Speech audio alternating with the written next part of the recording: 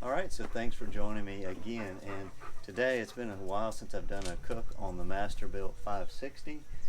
Just kind of wanted to give a little overview of my thoughts and everything on it, and it's been a little over a year. I've done 4 or 5 briskets. I think this might be my 5th brisket on it. Chicken, pork, ribs, sausage, burgers, pizza, cookies, pies.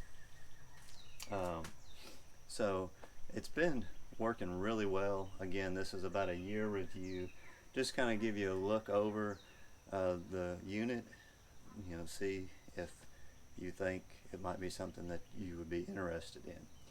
Again, the only thing I would like to have is, I think they have a 800 now. I would really recommend that.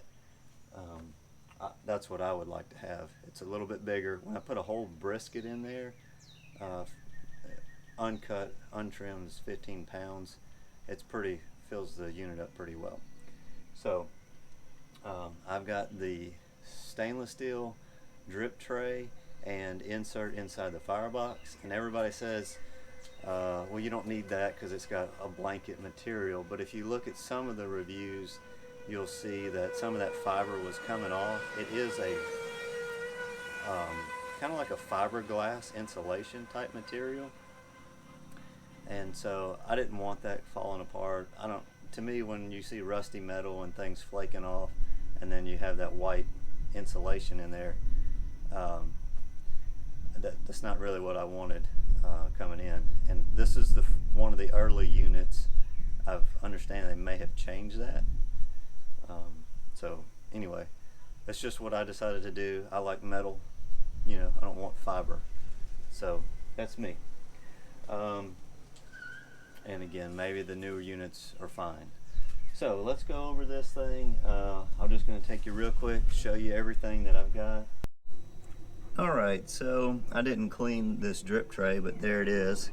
So the good thing is you can pull that drip tray off and brush it down and get it clean. So, and I will do that.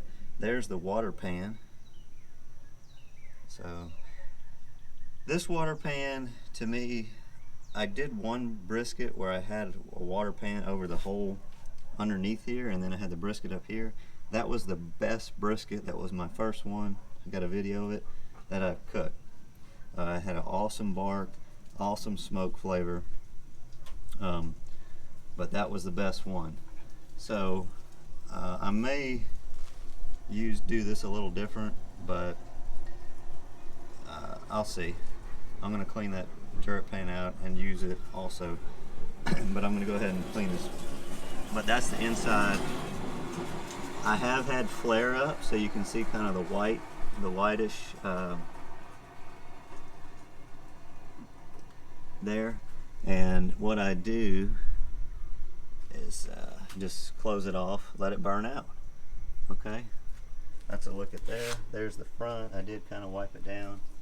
That's kind of what it normally looks like with the dog rubbing up against it and everything.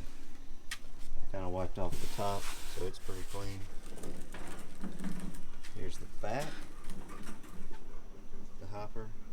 I added this just to kind of have a damper when it's pretty windy. All this is a piece of aluminum coil stock, like you would use on your fascia soffit, fascia metal. And I drilled the rivet out and just riveted that back in, and it works good. I would rather have like a round stack that comes up, but turn it this way and then it's totally open. The only issue is it catches right here on those. So or you can limit it. This would be how you would pinch it back. You can go as wide open as you want, like that. So there's that. Sorry for the wind. A little piece of coil stock and just rivet it on. Simple. Here's a look down the chamber. Again, I got lump charcoal in there. And you can see how it's built up, or the coke.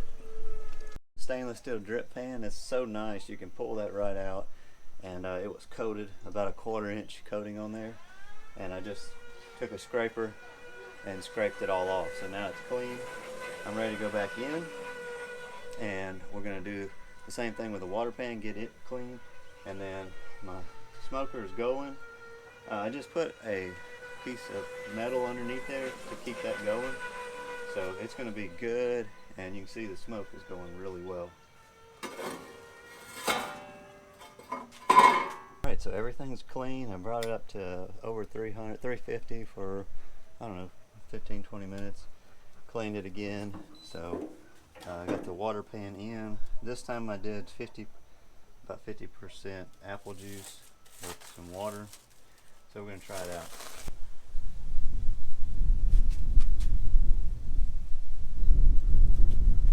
Okay. There she goes. Look at that big old thing.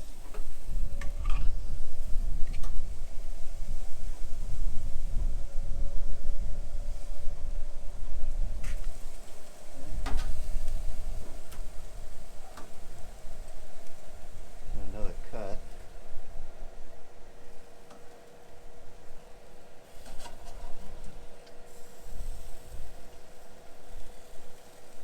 There we go.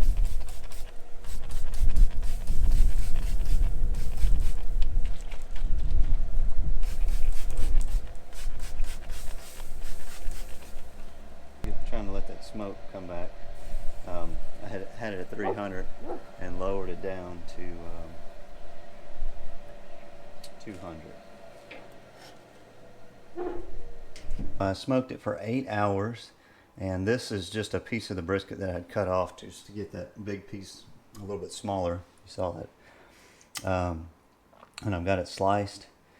Not perfectly cross grain, but this thing is so tender. You can look at that smoke ring. Nice, about 1/4 inch smoke ring. And it is delicious. Here's some of the end pieces. That's my favorite part. Alright, so it cuts beautifully. Everything looks good. It tastes good. I had some mesquite and pecan that we had got after the storm.